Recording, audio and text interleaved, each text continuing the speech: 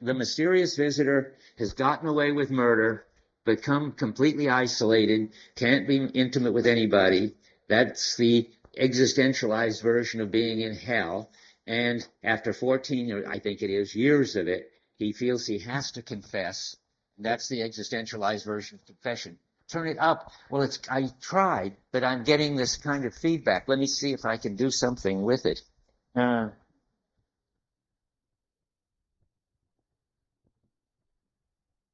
think I can solve this by getting it up closer to my mouth. How's that? Better? Better for this too, I think. Okay. So now, and then somebody asked me the very good question that, based on the fact that he makes a public declaration to all his colleagues and his family, and that's supposed to put him in the relation to them that they really know who he is. So he can at least relate to them honestly, which means as a murderer. It's not a very good relationship, but at least he relates to them, and they aren't relating to some imagined nice guy. But he's become such a nice guy over the years, suffering for what he did and regretting it, that nobody believes him. And they think he's a good man and a loving father, not a murderer. And so what's going to happen then? Well, I think his confession is nonetheless valid existentially, because he has honestly told them who he was, and they have, so to speak, reacted by telling him, but he's not that person anymore. It's exactly like the death row issues. When somebody's been on death row for 20 years, I don't remember the name of the person, about 4 months ago, was it now, or something, who's become a Christian, who does good deeds, who terribly regrets whatever it was they did. And do you kill that person now for what they did 20 years ago, or do you not because of what they've become? It's a big dilemma. And Dostoevsky's taking a side on this dilemma, which is, I guess, a Christian side. Namely, you can be reborn, and this guy is reborn. He's now a loving person who wants to be in touch with everybody, not an isolated criminal. So the fact that they don't believe him doesn't really matter. The current Michael is not the man who murdered the mistress. He wouldn't harm anyone now. And so, therefore, having made the confession, yeah, go ahead. He also, is also that he was like seconds away from killing him. That's right. That's interesting. But he didn't. And he was tempted. It's so painful to have to confess to your family and your colleagues that you're a murderer, that he almost murdered Zosima rather than confess it. That would have been certainly to throw him back into hell and to confirm on the existentially that he was still a bad person. But he didn't do it. And I think that's supposed to show that in the end, he wouldn't hurt anybody anymore. You don't look convinced. That's all right? Okay. Yeah.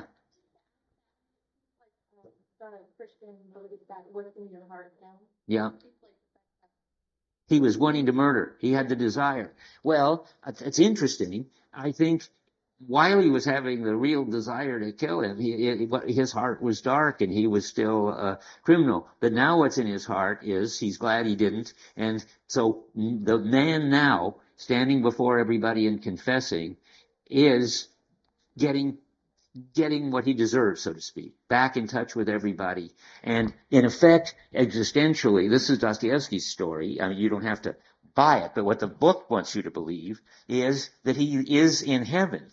That is, at this, having done this, he gets into, why is this not what I expected? No, that's because I'm looking at the wrong quote. Okay, on 301, he always puts it in traditional Christian terms. This is a kind of trick of Dostoevsky, because he wants you to both see what he's existentialized. He wants you to see the existentialized experience but he wants you to see what he's existentialized. So somebody always describes it in the pre-existentialized language. And so here, Michael at the bottom of 301, just as he described hell in the and falling into the hands of a living God, both of which Dostoevsky thinks really happen to people, but they don't happen to people in some supernatural way, but in some, what he calls psychological, and I'm calling existential way. So he's in heaven at the bottom of 301. He says, God has pity on me and is calling me to him. I know I'm dying, but I feel joy and peace for the first time after so many years. There's been heaven in my heart from the moment I did what I had to do. Now I dare to love my children and to kiss them. So he's now dying a happy, fulfilled, blissful person. And that's fine. And it's interesting that the mysterious visitor has a reciprocal effect on Zosima, just as Zosima, by throwing away his gun at the duel, inspired the mysterious visitor to confess. The confession of the mysterious visitor had an effect on Zosima. This is on 349. Nothing is where I think it is. Oh, again, I'm getting confused. It's on 302. I'll learn to read before the end of the lecture, I promise. Here we are, 302 at the bottom. Zosima ends this by saying, but I held my tongue, and very shortly, that is, to telling that he really was a murderer, since it doesn't matter anymore.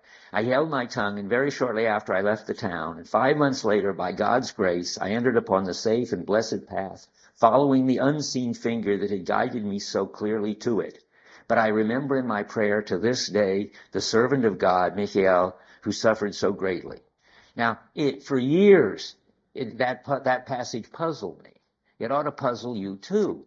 I mean, I thought the unseen finger was a sort of metaphorical way of referring to the fact that the mysterious visitor sort of pointed his way to the monastery. That's not right, because the translation says, and they all do, so I'm sure that it's the right thing to say, that he went into the monastery, guided by the unseen finger, but I remember in my prayer to this day, there are two things going on.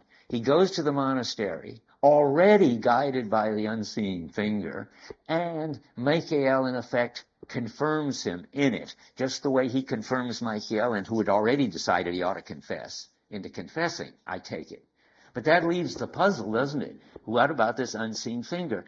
There's a movie where there's this person always in the background watching out over the other guy. It's a sequel to the Sundance Kid, I think. You know what I mean? That finally it turns out to be this woman who's protecting him all the time. What movie is that? What? The Sting, exactly. It's like The Sting. There's somebody in the background. You'll hear about them again a little while in this lecture, who is guiding people around, and literally guiding them around and pointing directions and influencing their life, and you haven't seen them yet, and you don't know who they are. And this is the first hint of this, and you won't know for a while who they are. But I want to say one more thing, and then that's the end of what was supposed to be the lecture last time, and we go on to a new issue. But there's one more thing. It's interesting that once he goes into the monastery and takes what he calls the safe path, there's an implication already that there's something wrong with it, that he feels responsible for everybody, but he doesn't do anything. And he doesn't do anything. He doesn't perform, Zosima that is, any more miracles in the course of the book. I mean, he saves the mysterious visitor. I mean, let's not call it a miracle, but he doesn't perform any existential good deeds, so to speak, from then on. He still is a great elder, and he has confessions, and and he bows down to Dmitri. He still he understands love like a science, but he doesn't make any difference in the world. And on the other hand, Alyosha never does any good deeds until he leaves the monastery. As somebody pointed out to me, but I just realized now, I didn't have time to look it up, Alyosha's attempted good deed, when he tries to give money to this guy, I forget who, just leads to the guy having a sort of fit and throwing down the money and trampling on it. I didn't go back and look it up, but it was a very unsuccessful good deed. Were you the one who told me about it? What page? 206, 207. I think it's no coincidence. Dostoevsky knows perfectly what he's doing. And now we're on 206. Okay. Okay, why look, squealed the captain suddenly, and showing him the two notes which he'd been holding in one corner between his fingers and so forth. He crumpled them, seized them tight. Do you see, he shrieked, pale and infuriated, and flinging up his hand, he threw the crumpled notes on the sand. You see, he shrieked again, look there. And that's Alyosha's only attempted helping somebody before he leaves the monastery. We'll see that he performs all sorts of interesting things once he does. In fact, that's the subject for today's lecture. So from now on, we're looking for the next existentialized something or other, sacrament, I've been calling them, big deal Christian symbols. And the most interesting, the most important, because Dostoevsky manages to make every possible relevant move at once and brings it off, I think, brilliantly. And that's what is the existentialized miracle. Remember, that's the toughest hurdle for Dostoevsky, because a miracle, in principle, ought to just be against the laws of physics and chemistry. I mean, I suppose you've heard things like this. Every once in a while, people try to explain away a miracle by the laws of physics and chemistry. I once heard, I don't know if this is still a popular view, that the Red Sea has a sandbar in it, and when the wind blows a certain way, you can walk across the sea, and that's what Moses and the Jews did, but then the wind changed, and that sunk all of Pharaoh and his people. It was just a kind of meteorological fluke. Well, that's not what a miracle, that's what a miracle looks like. It's got to, that's not what a miracle looks like. I mean, it's got to be some intervention from outside the natural order to be a miracle, one would think. And Dostoevsky is in a tough bind here if he wants to existentialize miracles and make sure that they don't go against the laws of physics and chemistry. Because one of the points of the book, I've never said this, it's so obvious to me. Have I said it already? That I think I must have. He's trying to save Christianity by not letting it run head up against science. Because he knows that we're becoming a secular culture, and if you try to do that, science is going to win. So his whole project, when he existentializes the Christian symbols, is to not run up against the laws of physics and chemistry. After all, confession turned out to be a kind of religious, spiritual event, but it didn't go against the laws of physics and chemistry. But now, how's he going to do it with the miracle? That's the interesting thing. Well, the first question, we have to do it step by step. All of this is going to go back to the Grand Inquisitor story, don't forget. The issue in the Grand Inquisitor story we're now asking ourselves is, one, do people need miracles?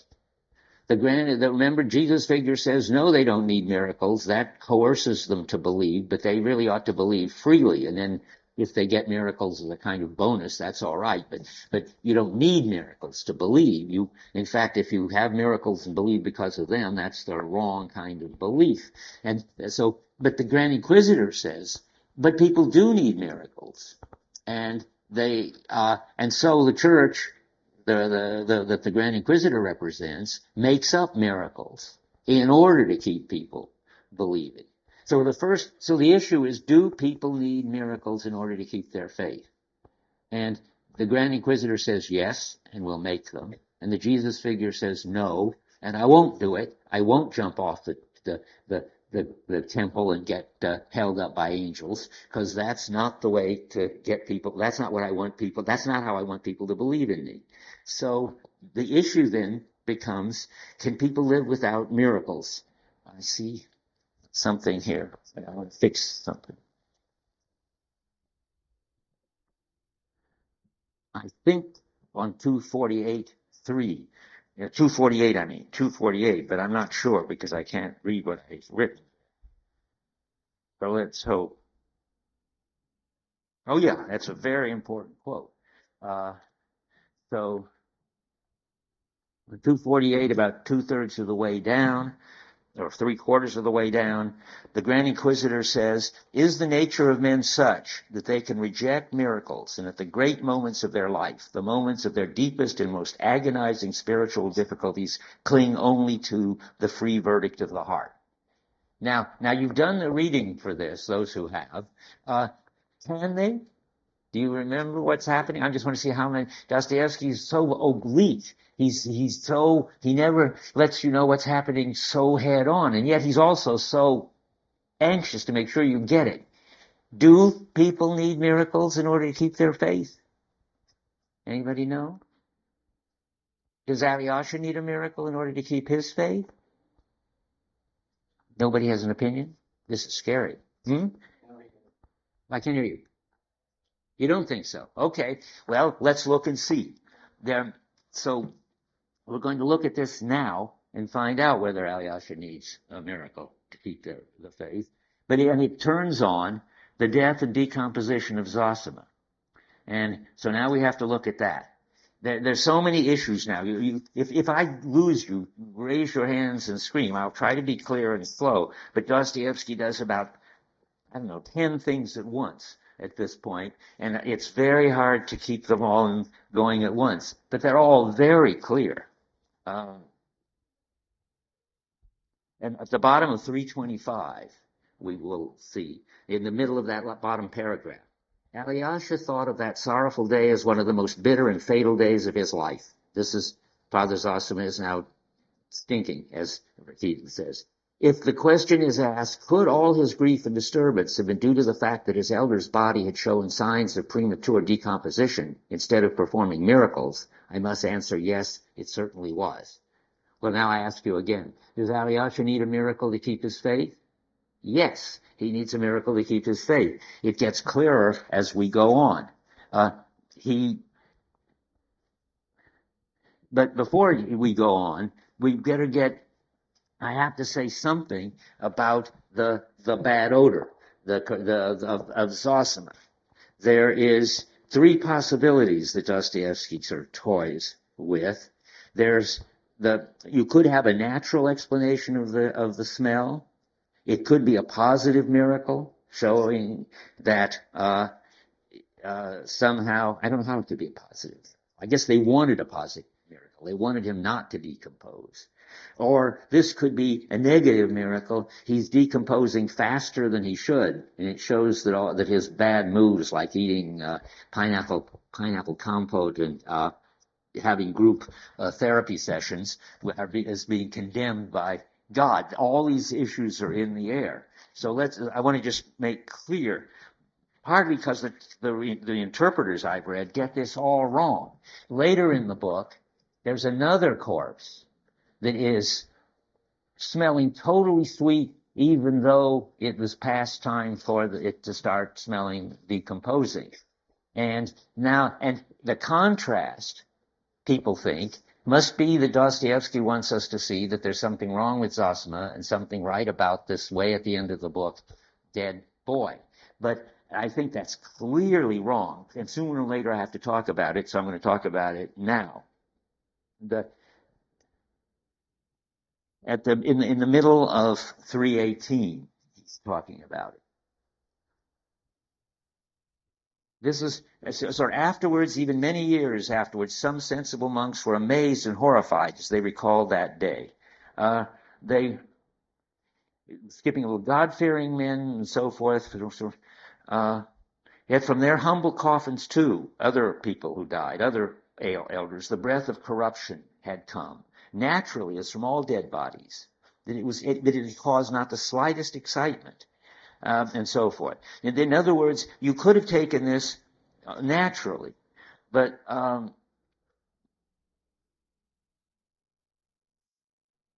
okay, let's stop with that. And then on 318, then there have been positive miracles. Then he goes on right where I'm reading. Of course, there had been in former times saints in the monastery whose memory was carefully preserved and whose relics, according to tradition, showed no signs of corruption. This fact was regarded by the monks as mysterious, and the tradition of it was cherished as something blessed and miraculous, as a promise by God's grace. That's the kind of against physics and chemistry miracle. Dostoevsky's not going to tell you the story of how some normal dead body was left decomposing. And then there are the ones who think that the smell showed that there was some intervention of God against Zosima at the middle of 319. That, I believe, was the reason why many people were pleased at the smell of decomposition, which came so quickly, for not a day had passed since his death. They were pleased because it showed that he decomposed too fast. On 327,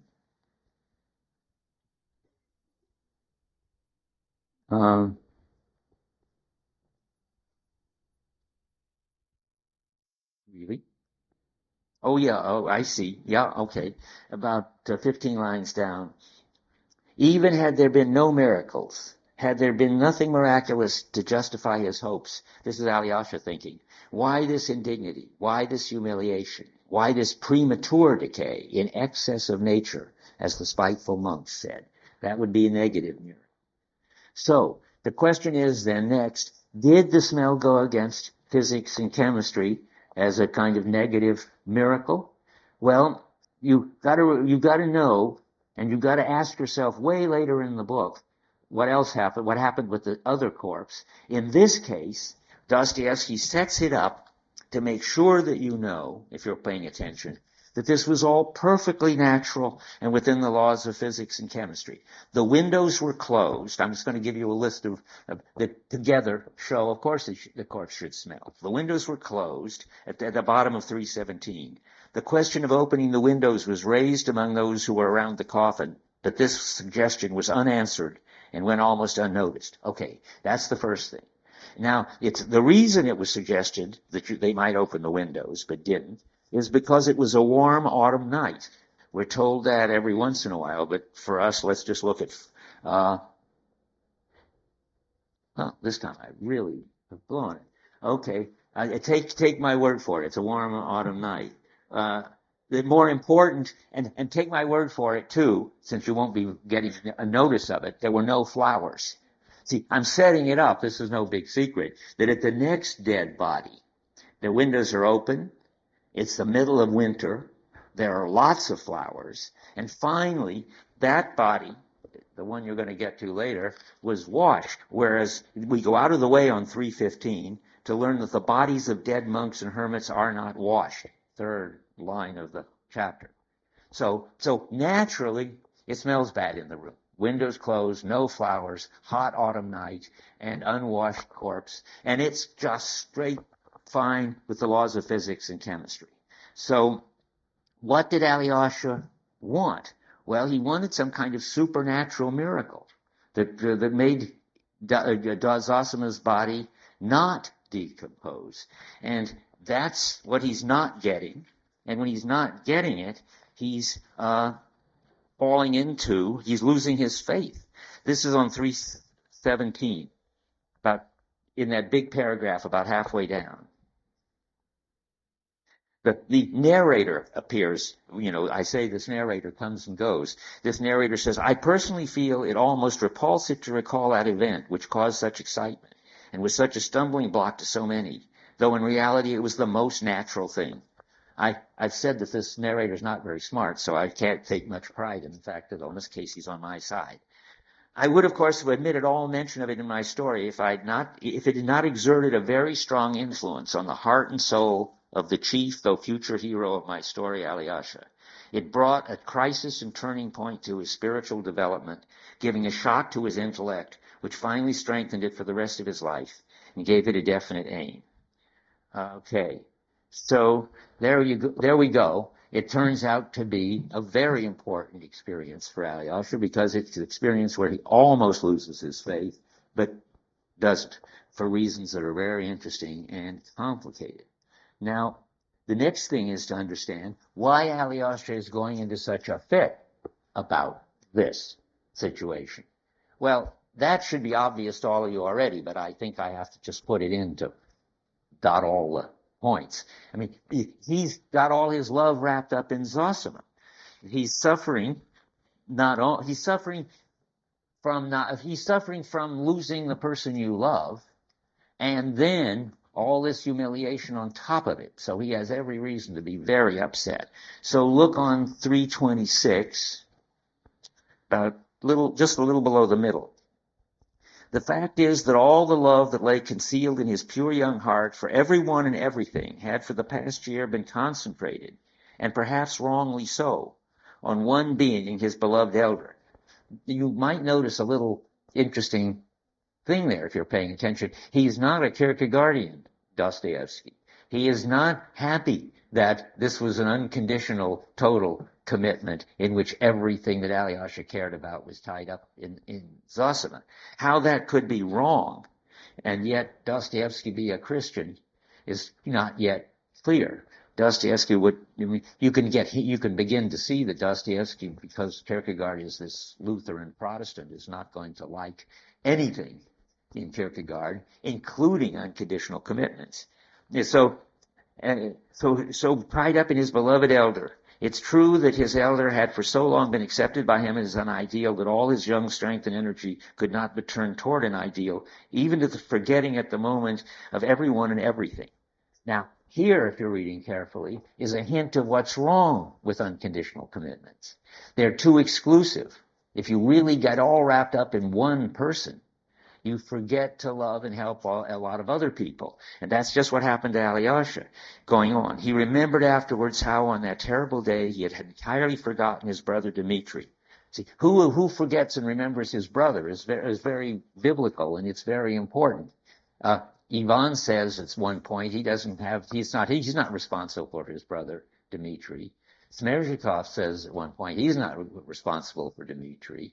Alyosha thinks he is responsible for Dmitri, but he forgets it when he's so upset when Zosima dies. He forgets it, and we see that here, but we see it also on 257. It's a big deal that he forgets it. But the 257 is where what he's thinking back to from the passage I read at the end of that section. Several times afterward, Ivan wondered how he could, on leaving Ivan. Oh no, he forgets, yes, so completely forget his brother Dmitri.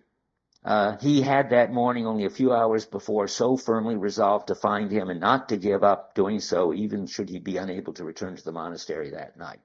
He resolved to find him and do that, but he didn't do that. So that's part of the problem.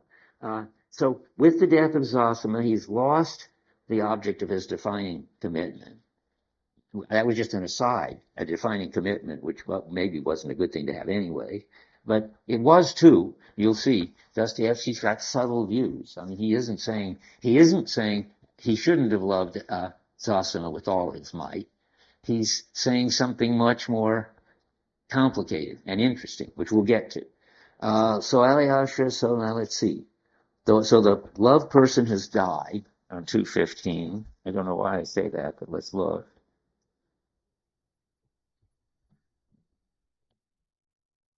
Again, how it looks to Alyosha on the middle of 215. And now on top of it all, my best friend, he's talking to Lisa, the best man in the world is leaving the earth.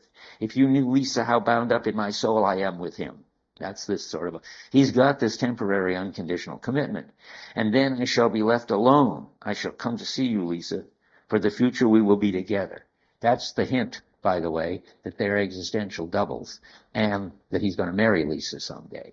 Not in this book, but in the other book that never got written. Okay, now where are we?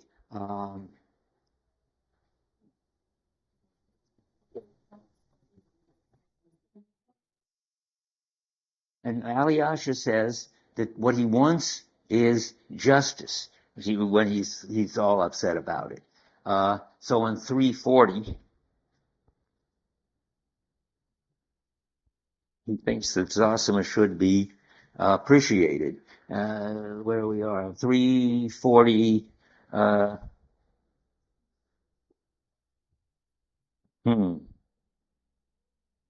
That's not it at all. Okay, I have to fix this. Then try looking at well, that's funny, 339. Oh, boy, am I being weird today? It is on 340. I don't know why, I was just looking at 341. Not really. It's worse than I thought. Okay, let's look at try again. I don't understand yet what I'm doing, but in a minute I will. Okay. What you collect your weights while I collect my weights. Let's see.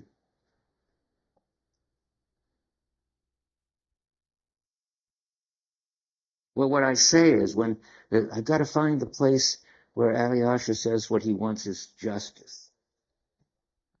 327. Why am I?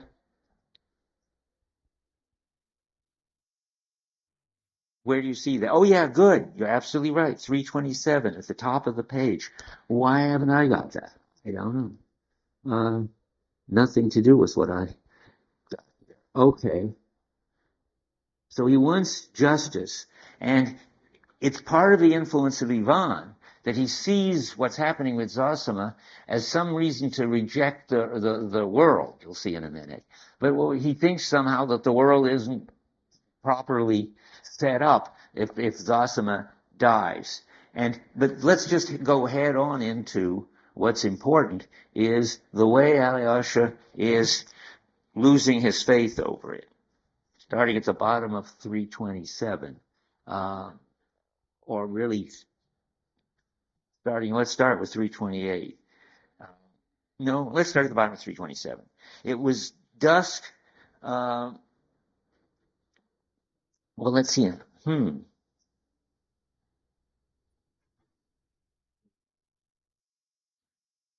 The faith of his soul had been shaken. You see about 8 lines from the bottom of 327. I mean, remember, now, he didn't get a miracle, and moreover, he got what might even be a negative miracle. And he's losing his faith. And when he's losing his faith, who should appear but the existentialized devil? You're getting used to that by now, if you're reading carefully. Who's the existentialized devil? Rakitin, right, who always says the devil only knows when he talks. It was dusk at the bottom of 327 when Rakitin, crossing the pine grove from the hermitage to the monastery, suddenly noticed Alyosha lying face downward on the ground under a tree. He went up and called him. You here, Alyosha? And then skipping to the middle of the page, can you really be so upset simply because your old man has begun to stink? You don't mean to say you seriously believed he was going to work miracles? And Alyosha says, I believe, I want to believe, I will believe. What more do you want? And Rakitin says, starting one sentence in, damn it all, why no schoolboy of 13 believes that now. But there. So now you're angry with your God. You're rebelling against him. And this is the Ivan rebellion that's sort of, everybody influences everybody in the book. That's one of the themes I keep telling you. It has more effect on others than they realize, good and bad. And one of the ways this shows up is a kind of plagiarism in which people get sort of taken over by other people's ideas. Right now, Alyosha is getting taken over by Ivan.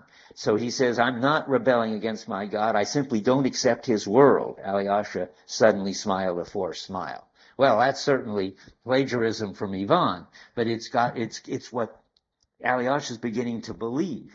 So now we need to see where we are. Let me see.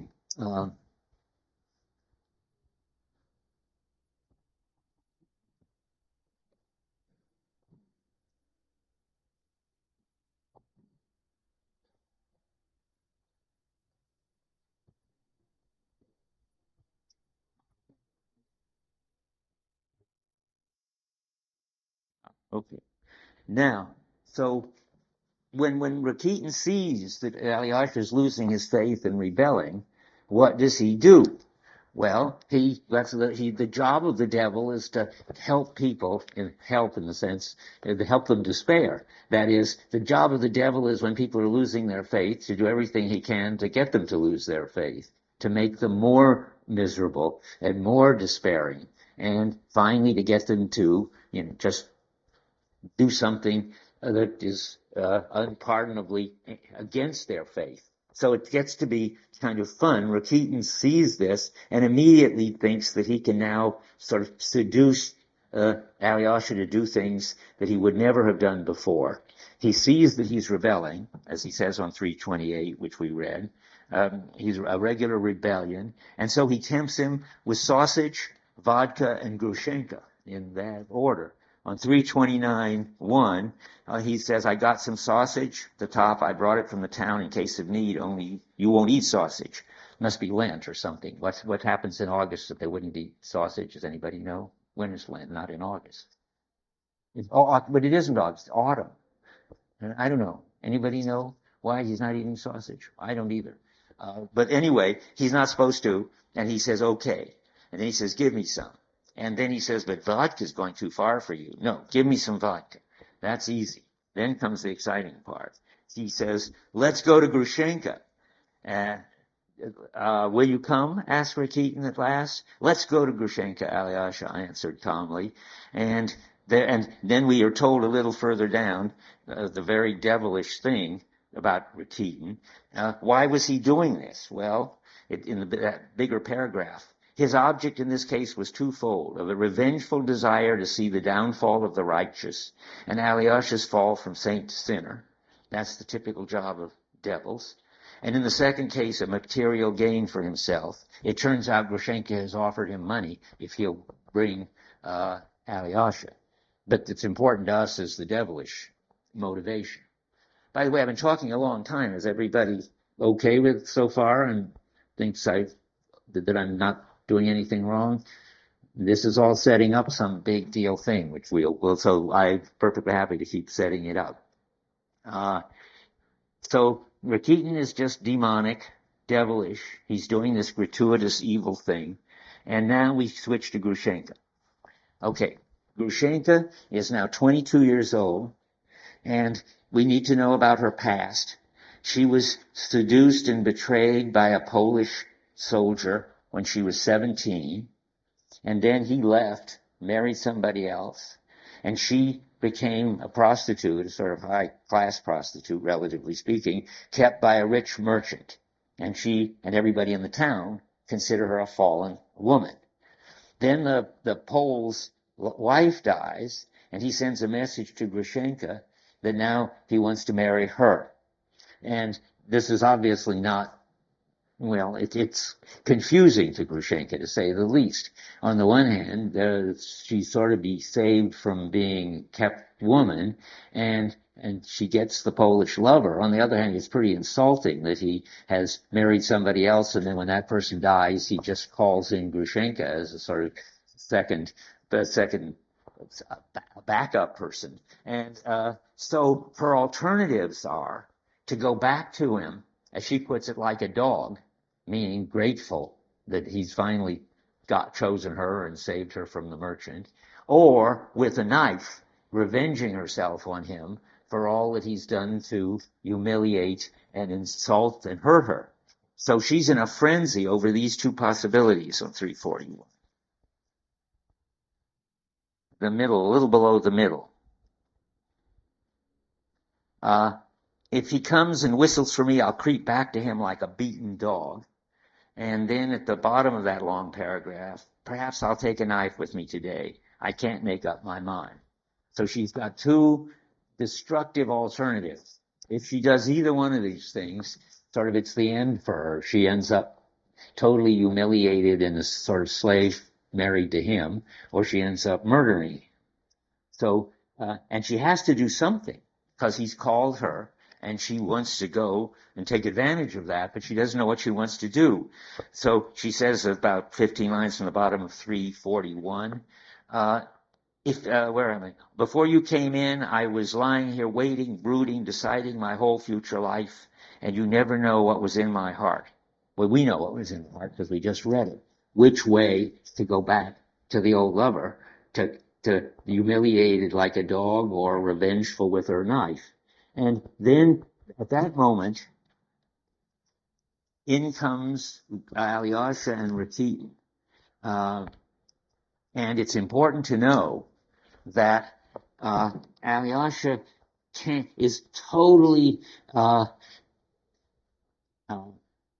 lusts for Grushenka, just like Dmitri and just like the old Karamazov. The only person who isn't totally bowled over by Grushenka is Ivan, who seems to be completely immune to such kinds of sensuality. But you're supposed to think, I told somebody after class last time when I think of it, there was going to be a movie of the brothers and Marilyn Monroe was going to play Grushenka.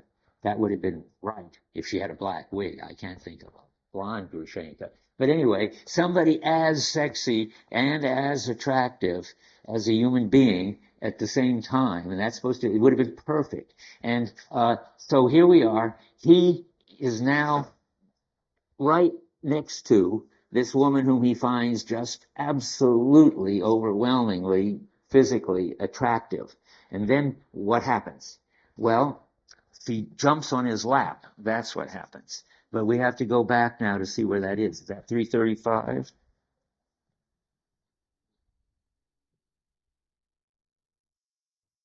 Yeah, on the bottom of 335. Rakitin says, his elder stinks. And she says, what? You are talking nonsense. You want to say something nasty. Be quiet. You're stupid. Let me sit on your knee, Alyosha, like this. She suddenly got up and laughed, nestling like a kitten on his knee with her right arm around his neck. I'll cheer you up, my pious boy. Well, now things are getting really scary for Alyosha because he's getting the rebellion he sort of wants. But it doesn't happen at all the way Rakitin thought it would happen, or Alyosha too. We have to read, Alyosha at the bottom of 335 didn't speak. He sat afraid to move. He heard her words, if you tell me I'll get off, but he didn't answer. But there was nothing in his heart, such as Rakitin, for instance, watching him might have expected or thought. The grief in his heart swallowed up every sensation that might have been aroused. If only he could have thought clearly at that moment, he would have realized that he had now the strongest armor to protect him against every lust and temptation.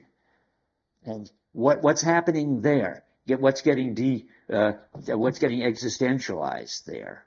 Well, it's the fact that he's switched from eros to what Christian agape. Eros is the Greek word for desire, and that's what he had for her. We'll read more about that in a minute. Agape is the Greek word that gets translated charity. When in Paul's faith, when Christians need faith, hope, and charity. But charity has gotten so sort of, made into just giving away money or something that now it gets translated love usually. But there are two kinds of love. There's desiring love, that's eros.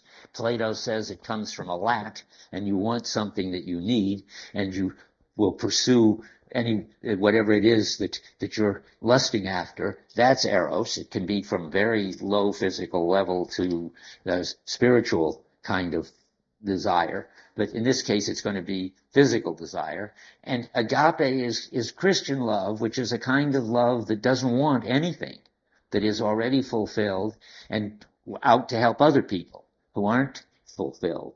So, and it's a condition of some kind of total interestedness in the other person, but not to get anything from them. And let's go on. At the top of 336, he could not help wondering at a new and strange sensation in his heart. That's agape. This woman, this dreadful woman, had no terror for him now. None of the terror that stirred in him at any passing thought of women. On the contrary, this woman, dreaded above all women, sitting now on his knee, holding him in her arms, aroused in him now a quite different, unexpected, peculiar feeling. A feeling of the intensest and purest interest, without a trace of fear. That's agape. But the other translation, the one I used before this one, which made me want to go back to this one, the new one that was popular, says that he looks at her with the intensest and purest curiosity. You see the difference. I mean, curiosity is what Ivan felt when he stood on the landing listening to old Karamazov batting around and thinking about how he was acting, knowing that he was going to, with Ivan, knowing he was going to die, or somehow imagining that he was going to die. Anyway, so its curiosity is just the wrong thing. It's Ivan being the detached spectator, the one who does, I never can remember, what's it again? The eyewitness. Yeah, that's curiosity.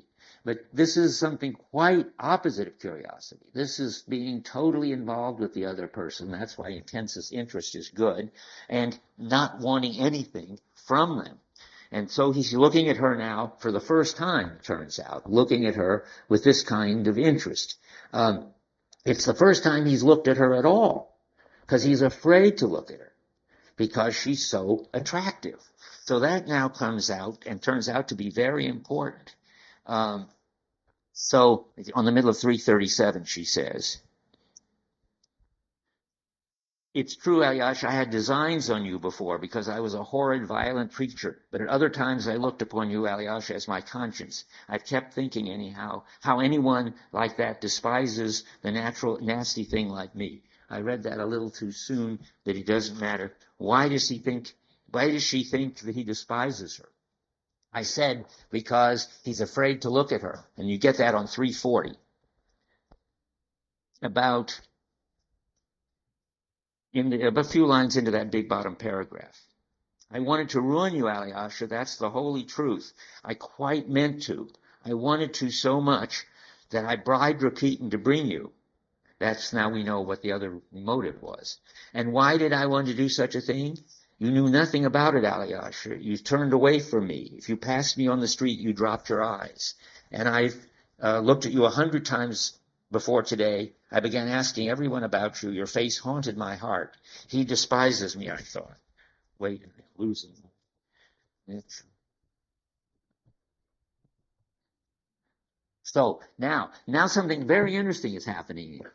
Remember always that you affect other people, for better and for worse, in ways you don't know. Alyosha had no idea he was driving Grushenka into a sense of total humiliation, and because she thought he was despising her when he was just busy trying not to look at her and lust after her. And but it turns out that this being despised by him, when she was already humiliated by her position in the world, was tremendously upsetting to her. And that's what she's saying. And now we put it all together. She has no self-respect. The one person whose opinion she would love to have admire her and respect her is Alyosha. And he dislikes her so much she thinks that he can't even stand to look at her. And then comes the big flip. He's now sitting on her lap, and he's looking at her, protected by his sorrow and full of active love, and that changes everything. He is, at this point, an angel, a demon, an existentialized angel. Just as devils exploit situations to bring out the worst in people, angels in a situation bring out the best in people. Now, the joke almost is that if I tell you Alyosha is an angel, you might say, well, sort of. I mean, that's just a metaphor. It's not. He is an existentialized angel. And Dostoevsky, in this funny way, never lets you forget what he's existentializing. This one is at the bottom of 155. Ivan is feeling very bad. Dmitri's feeling very bad for himself and feeling despairing and in misery and so forth. And let's go to the bottom of 1. Why go on blundering on earth, dishonoring it with my presence? And then I heard you coming. Heavens, it was as though something flew down on me suddenly. And here and so forth. Well, that's a pretty weird way to describe the arrival of Alyosha's. Heavens, and something flew down on me. And just that will connect with the fact that every time Alyosha does anything, from now on in the book practically, people will say, you angel, to him. And Grushenka's the first one to say that. On 155. No, not where that's where I was. Let's go back to 344. That's what I mean. There's so many things are happening. Okay, here we are. Quarter of the way down on 344. Why did you not come before, you angel? She fell on her knees before Alyosha. I've been waiting all my life for someone like you. I knew that someone like you would come and forgive me. I believed that nasty as I am, someone would really love me, not only with a lustful love, that is not with eros, but with agape. That's what she was waiting for. That's what she got. Now, it looks like, what has Alyosha done? Well, if it's true that her only alternatives in going back to the pole were destructive ones, namely like a dog or with a knife, He's offered her, and that was because she was so humiliated and felt that she was so despicable. By giving her a sense of her own worth and value and looking at her with interest and treating her with respect and love, Alyosha's created a new possibility for her, which is not destructive. He gives her his love transforms her perception of her situation. Nothing happens that's against the law of physics and chemistry, but nonetheless, he manages to change the world and save Grushenka. Now, you might think, yeah, okay, that's right, that's what happened. But that's not what Dostoevsky wants you to think. Dostoevsky's about to hit you over the head with the question, suppose I had asked you at the beginning of the lecture, as I meant to do and forgot, what's the miracle? We've seen that you need miracles in order to have faith. Alyosha demonstrates that. Even somebody as loving and having his faith as much as Alyosha and everything supporting him goes and almost loses his faith because there's no miracle. That's the first thesis in the Grand Inquisitor. Therefore, we have to have miracles. But they better not be against the laws of physics and chemistry. Well, what is a miracle then? And what's the miracle? Well, the miracle, I don't really expect you to know, and neither does Dostoevsky, because he has to hit you over the head with it in a minute. Well, the miracle is to create a new possibility and a new situation just out of love, which changes the world for somebody so that they can do something positive instead of something negative, and he just did this. He just transformed Grushenka from humiliated and despised to having enough self-respect that it looks like she can, and it turns out, she can go back to the pole and neither like a dog nor with a knife, but just to see whether she wants to ignore him, tell him how bad he treated her, marry him, who knows? But and why would one want to say that that's a miracle? That seems a bit, maybe much. But here it goes on 345. You can make your point best, remember, if you put your opinion in the mouth of your enemy, Dostoevsky thinks. So Rakitin says, 2/3 of the way down. Well, so you saved the sinner, he laughed spitefully. Have you turned the Magdalene into the true path? Driven out the 7 devils, eh? So you see the miracles you were looking for just now have come to pass. So there he is saying it clearly that this is what Dostoevsky thinks an existentialized miracle is. And it's great that he puts it in the mouth of the devil. And then he says a little more sort of funny at the bottom. Damnation take you all, he cried suddenly. Why the devil did I take you up to Grushenka? I don't want to see you anymore. And so forth. And he runs off. Every once in a while, Alyosha drives off the devil, sometimes in more wonderful ways than this one. Keep your eyes open. And Rakitin is always being sort of driven out. But the devil is being driven out by the angel here, existentially. That happens every once in a while. And now comes, but that's not enough. I mean, maybe this is just an accident. Maybe I'm making too much of a fuss about this being the miracle that the Grand Inquisitor that the Grand Inquisitor has the wrong kind of miracle, but this is the right kind. So Dostoevsky's going to hammer this one home. So what happens next? Well, the effect is reciprocal. Not only does Alyosha transform Grushenka, but Grushenka restores Alyosha's faith. And he goes back to the monastery, and something new and important happens. Because we still have to ask the following important question. Dostoevsky is so logical. He never loses track. We've only done half the job. There's been a miracle. But is it Zosima's miracle? I mean, the question is, he needs a miracle to confirm his faith in Zosima. He got a miracle with Grushenka. But what's that got to do with Zosima? Well, we'll find out. Turns out that the miracle is traceable to Zosima. And again, it's Rakitin who says it in a very funny way. At the top of 342. You are so primed up with your elders' teaching last night, and now that you've let it off on me. Alyosha, man of God, said Rakitin, smiling with hatred. That is, he is loaded up with Zosima's love.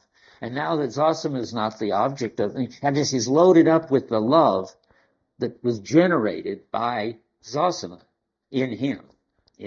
But now Zosima is gone. And this love is free to go out to other people, as it starts out with Grushenka. So he's loaded up on love by this unconditional commitment to Zosima. That's the sense in which Dostoevsky agrees with Kierkegaard. But once you've got this unconditional commitment, you've got to get beyond it and not have all your love just going to one person. You've got to take that love and make it available to and turn it on to the person, anybody in the vicinity who needs it. That's how it happens. So now it turns out that it was Zosima's love that created this miracle at second hand through Alyosha. And again, of course, without any abrogation of the laws of nature. So the saintliness of Zosima is now confirmed. And so Alyosha can now love Zosima and love everybody else too. But even then, Dostoevsky thinks you might miss it. So we're going to get more. I mean, he's going to rub it in that this is his version of miracles. I think it's a nice thing he's doing it because it really is such a neat move. On 347, he goes back to the monastery, and lo and behold, by an amazing coincidence, he walks in just as Father Paissy is reading from the Bible about the first miracle at the bottom of 346. And it turns out, on the third day there was a marriage in Canaan of Galilee, and the mother of Jesus was there, and both Jesus was called and his disciples. Marriage, what's that? Floated through Alyosha's mind. There is happiness for her too. She's gone to the feast. No, she's not taken the knife, and so forth. He's reviewing that Grushenka can now go back with self-respect. And then he says about a third of the way down, I love that passage. It's Canaan of Galilee, the first miracle.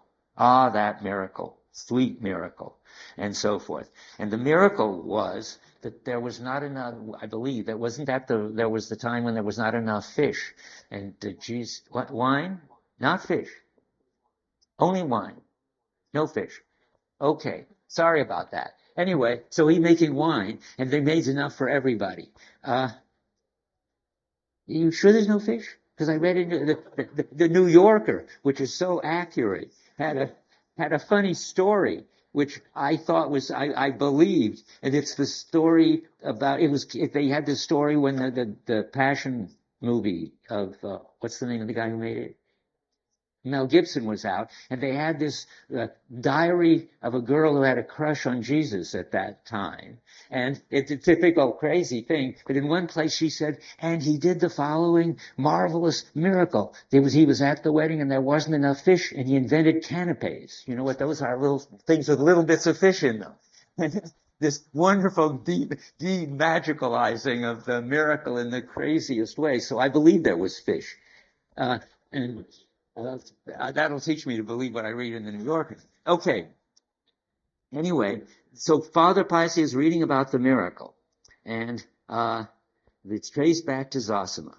And now he has a vision, which I can't fully explain why it's important. Everything's happening at once. In this vision, the elder took Alyosha by the hand, this is the middle of 348, and raised him from his knees. And that's important, believe it or not. It's important because he touched him. I worried about this. You'll see that there's going to be a demagicalized apostolic succession where bishops are created by the previous bishop laying his hand on that bishop. It started with Jesus, I take it, laying his hand on Peter. So, and I worried about this for reasons I can't fully explain. Zosima had to lay his hands on Alyosha. That's just something that has to happen. It's like in Star Trek. There's the time when Spock has to touch somebody to pass on his special spiritual thing to that person. That kind of thing is happening in here. But I can't tell you yet. Well, this is related to the unseen finger, believe it or not. This is all kinds of weird stuff is happening in the background, which if you keep reading, you'll be able to figure out. So he touches him, and then he says, why do I need this? 448.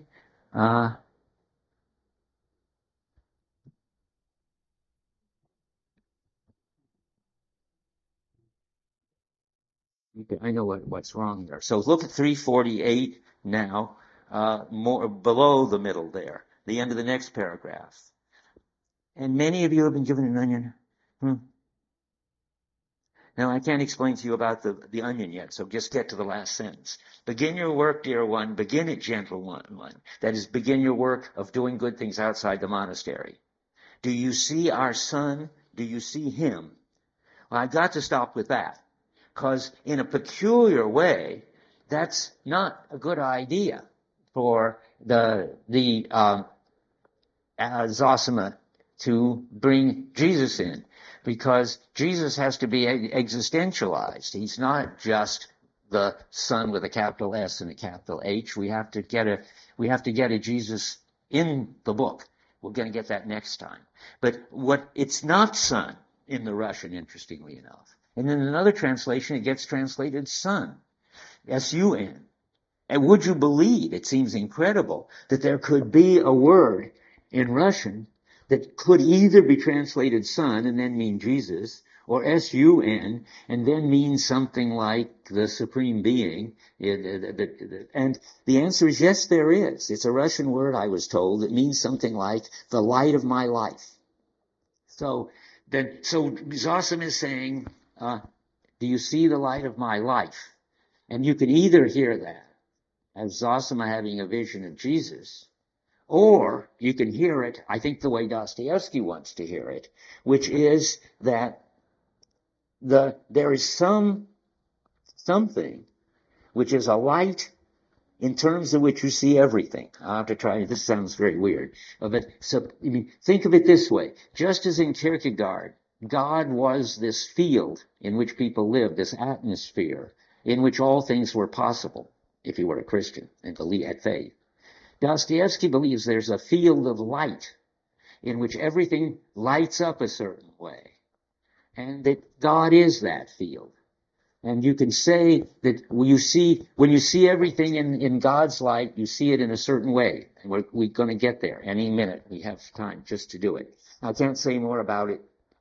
Well, I will in an instant. What would this look like, this story? That God is a field of something or other, which is what you can experience, and then you experience everything else in terms of that field.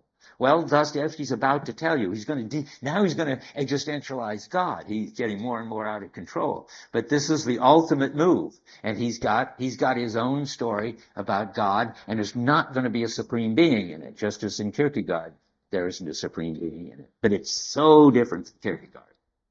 So right in the middle of the book, Dostoevsky's going to do this. He's going to show you, Alyosha's going to experience God, insofar as there is such something or other. And so now let's sort of set the scene. It's so moving, and I hope you all got here. It is so beautiful. So in the middle of the book, after he does the miracle, and after he sees that it was Zosima's miracle, and after he sees that it's existentialized Jesus' first miracle, all of a sudden he runs out of the monastery. And so on 349, he runs out. He didn't stop on the steps either, but went quickly down, his soul overflowing with rapture, yearning for freedom, space, and openness. Now, by the way, if you think of this as a movie, it's a huge tour de force. Everything has been, if you sort of think about it, up close, inside, sort of black and white, and everybody in everybody's face, always confessing and yelling and having outbursts of every sort and so forth. All of a sudden, it's like it turns to cinemascope and color, and nature, which you never see in Dostoevsky, or hardly ever. All of this. I'm amazed that he can write this. The vault of heaven full of soft shining stars stretched vast and fathomless above him. The Milky Way ran in two pale streams from zenith to the horizon. Let's skip a little. The white towers and golden domes, see color of the church gleamed out against the sapphire sky. Autumn flowers in the garden were slumbering. The silence of the earth, and instead of everybody screaming at everybody, suddenly there's nothing on the soundtrack. The silence of the earth seemed to melt into the silence of the heaven. The mystery of the earth was one with the mystery of the stars. Alyosha stood and gazed and suddenly threw himself on the earth. He didn't know why he embraced it, but he could not have told why he longed irresistibly to kiss it. and kiss it weeping and watering with his tears, and vowed passionately to love it forever and ever. That's something Zosima told him to do. Now comes the field of love. Why was he weeping? Oh, in his rapture, he was weeping over those stars that were shining to him from the abyss of space, and he was not ashamed of that ecstasy. Another quote from Zosima. More plagiarism. There seemed to be threads from all those innumerable worlds of God linking his soul to them, and his soul was trembling all over in contact with other worlds. And he longed to forgive everyone for everything and to beg forgiveness and so forth. Now, God is the field of connectedness. That everything is, I'll quote you a quote in a minute from Zosima. Everything is like an ocean, all interrelated, and everything touches everything. So I have to find that.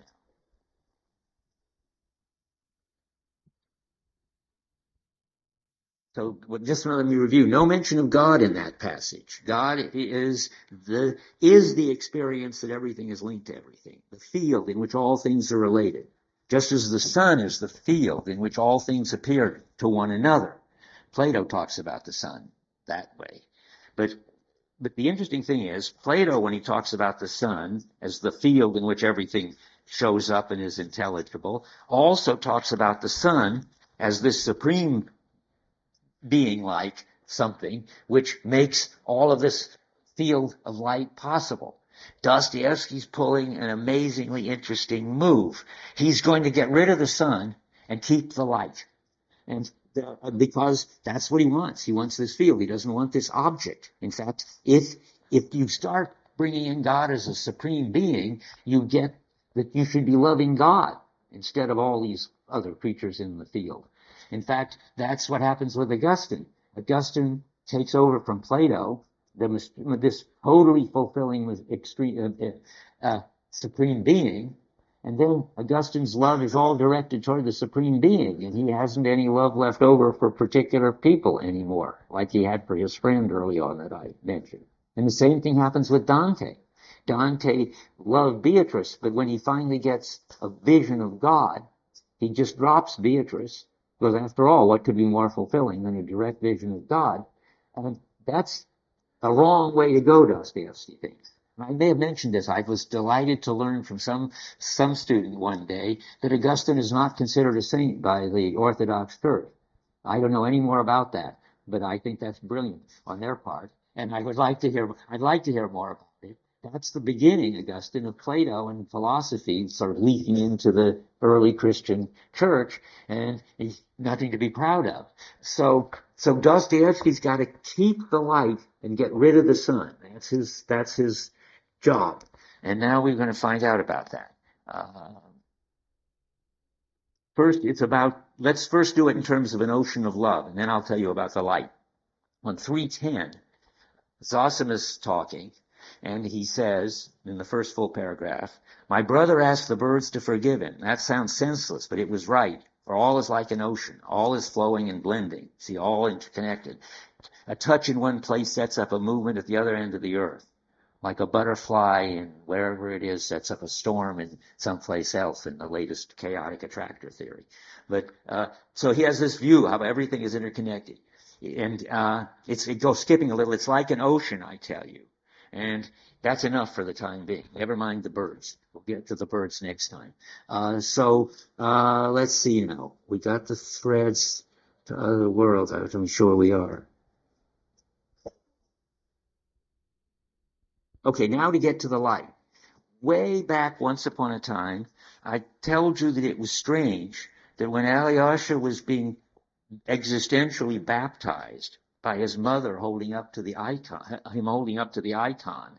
that it was strange that he remembered the slanting rays of the sun more than he remembered the icon.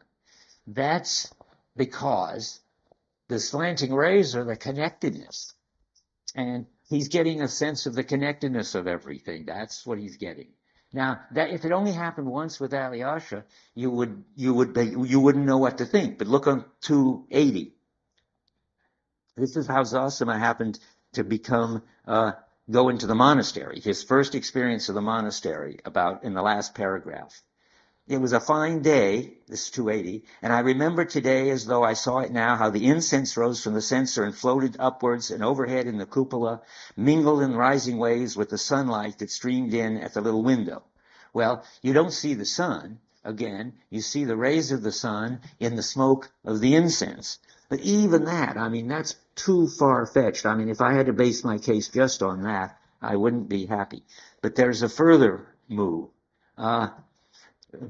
So on the next page, he says about 15 lines down, I bless the rising sun each day, and as before my heart sings to meet you. But now I love even more its setting and the long slanting rays and the soft, gentle memories that come with them and so forth. So Alyosha, when he's baptized, experiences the slanting rays, and again, it's the slanting rays that bring him to the monastery. I read that earlier, that Zosima also was brought in by the slanting rays. You don't have to make a big deal of it. And I'm not even sure Dostoevsky knows that he's doing it. But he is doing what he should be doing. He's sort of downgrading the dazzling experience of the sun and giving you the connection, giving you an experience of the field of threads connecting everything to everything. And now I want to say something about these worlds. Time is running out, but I think I can just finish. What are all these worlds that are connected to each other, that he experiences when he falls on the earth? Well, I worried a long time about that. I mean, it certainly isn't who's the guy who believes that there are millions of other stars and life must be on some of them? Can't think of his. What?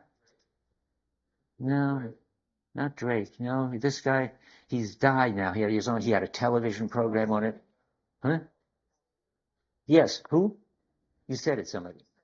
Yes, Carl Sagan. I mean, it's not Carl Sagan that there are millions of galaxies and millions of inhabited worlds. What is it then? Well, it's that whenever two people are gathered together, there is a world of living love. I think those are all the worlds. At the bottom of 311, I read it once. If two of you are gathered together, then there's a whole world, a world of living love, embrace each other, and so forth. And all these worlds are interconnected. And I think that's the world threads. I don't think that's something important, but I just was curious to what it was. Now let me skim and then, because I'll sum up. So the sun is too platonic. It takes the love out of the world. What you want is the love in the world and between the worlds. And that's the vision that Alyosha has. And that's the field of love.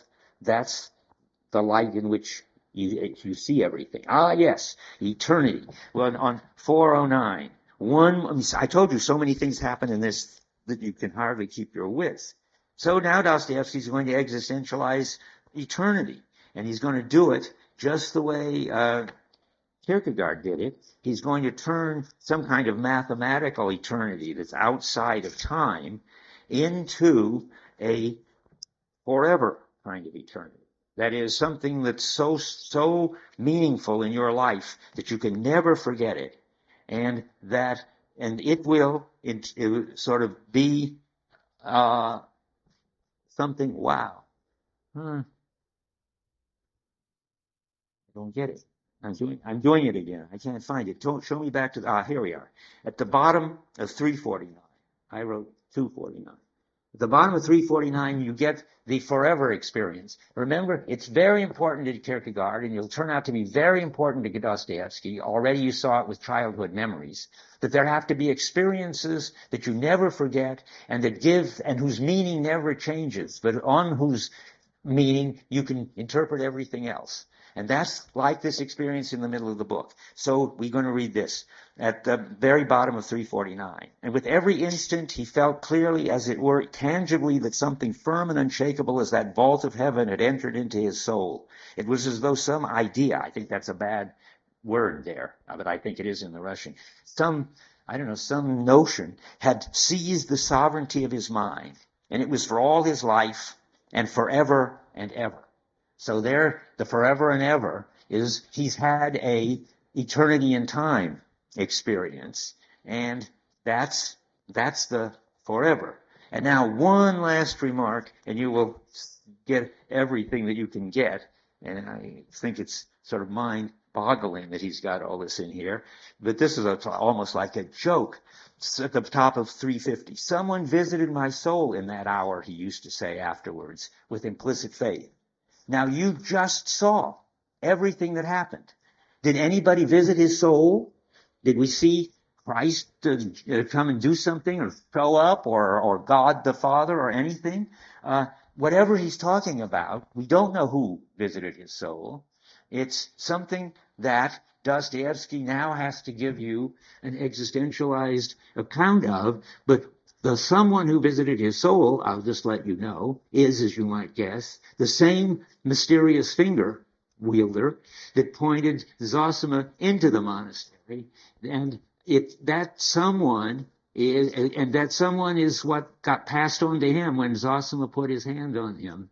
There's somebody in the background that all this love comes from.